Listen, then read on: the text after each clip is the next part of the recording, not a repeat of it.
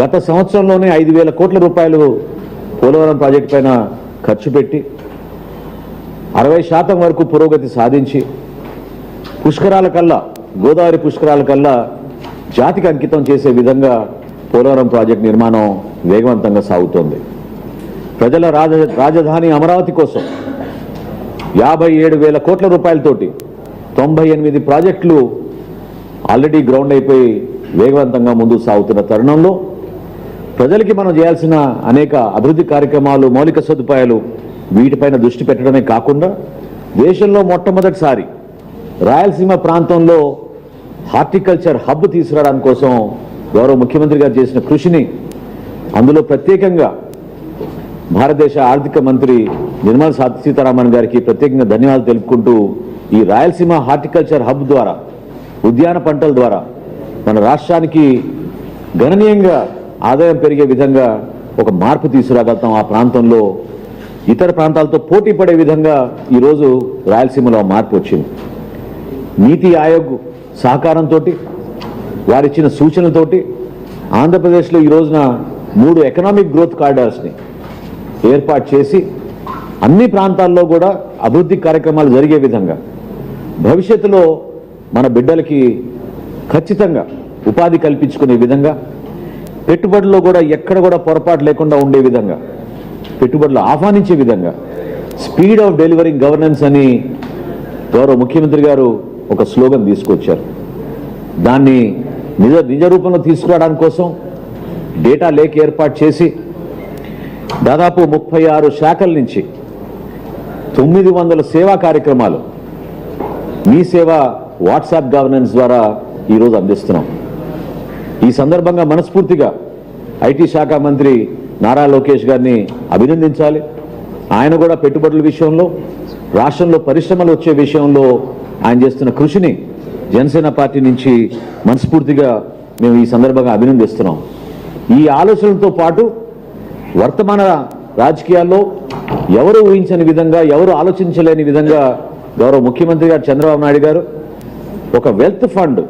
ఆంధ్రప్రదేశ్కి wealth fund, ఒక sovereign fund 100 కోట్ల రూపాయలతోటి మొట్టమొదటిసారి భారతదేశంలో ఇటువంటి ఆలోచనతోటి ఆయన ప్రతిపాదించిన ఈ సావరిన్ ఫండ్ని బడ్జెట్లో ప్రవేశపెట్టడం అనేది మనస్ఫూర్తిగా మేము అభినందిస్తున్నాం. ఖచ్చితంగా ఒక భరోసా కల్పించే విధంగా పారిశ్రామికవేత్తలకు, వ్యాపారవేత్తలకు, ఔత్సాహిక పారిశ్రామికవేత్తలకు మన ఆంధ్రప్రదేశ్లో ఒక అడ్రస్గా, ఒక చిరునామాగా మారి వేగవంతంగా వాళ్ళకి ప్రపోజల్స్ అన్ని కూడా క్లియర్ చేసే విధంగా ఈ ఇన్వెస్ట్మెంట్స్ని ఇన్వైట్ చేయడానికి కోసం తీసుకున్న నిర్ణయాన్ని మనస్ఫూర్తిగా మేము అభినందిస్తున్నాం. రాష్ట్రంలో ప్రత్యేకంగా మా పంచాయతీరాజ్ శాఖ మంత్రిగా, ఆంధ్రప్రదేశ్ రాష్ట్ర ఉప ముఖ్యమంత్రిగా పవన్ కళ్యాణ్ గారు ఎన్నడూ లేని విధంగా ఒక డెమోక్రాటిక్ ప్రాసెస్ని గౌరవించుకుంటూ గ్రామ సభలు నిర్వహించడమే కాకుండా వాటి బలోపేతం కోసం, ప్రజాస్వామ్యాన్ని నిలబెట్టడానికి కోసం రాష్ట్ర వ్యాప్తంగా పంచాయతీరాజ్ శాఖని ఏ విధంగా ఆయన ముందుకు తీసుకొస్తున్నారో, మౌలిక సదుపాయాల విషయంలో, వసతుల విషయంలో మీరందరూ కూడా చూస్తూనే ఉన్నారు. ఆ గుర్తింపు తీసుకొచ్చే విధంగా చేసిన కృషికి ఈ బడ్జెట్లో 22,942 కోట్ల రూపాయలు కేటాయించడం అనేది మనస్ఫూర్తిగా ఉప ముఖ్యమంత్రి గారు పవన్ కళ్యాణ్ గారు చేసిన కృషిని ఈ సందర్భంగా మీ అందరం కూడా ఆయన్ని అభినందిస్తున్నాం. వ్యవసాయ రంగం పైన ఏ విధంగా రైతు అనే ఒక గొప్ప వ్యక్తి, ఒక మూల స్తంభంగా మన ఎకానమీ కోసం నిలబడుతున్నారో దాన్ని గుర్తించి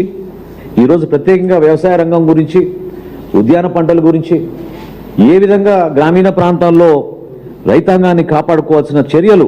ప్రభుత్వం తీసుకోవాలో దానిపైన మన వ్యవసాయ శాఖ మంత్రి అచ్చెన్నాయుడు గారు ప్రత్యేకంగా బడ్జెట్ ప్రవేశపెట్టారు.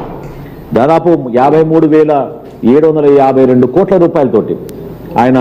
వ్యవసాయ రంగంలో తీసుకొస్తున్న అనేక కొత్త ఆలోచనలు, ప్రోత్సాహకాలు రాబోయే రోజుల్లో వ్యవసాయ రంగంతో పాటు ఉద్యాన పంటలు, ఆక్వాకల్చరు, ఫిషరీస్, అదేవిధంగా యానిమల్ హస్బెండరీ పైన కొత్త ఆలోచనలతోటి ఏ విధంగా ఒక మార్పు తీసుకొస్తున్నామో వీటన్నింటి కూడా వివరించారు. కాబట్టి వీటితో పాటు గౌరవ మంత్రివర్యులు దుర్గేష్ గారు పర్యాటకం గురించి వివరిస్తారు. అందులో వచ్చిన పెట్టుబడులు ఏ విధంగా ఉపాధి కల్పిస్తాయో మన రాష్ట్రానికి ఖచ్చితంగా మనం ఒక ఆలోచనతోటి కష్టపడి వేస్తున్న మన అడుగుల్లో, మన ప్రయాణంలో మరింత బలోపేతం చేసేందుకు ఈరోజు గౌరవ ముఖ్య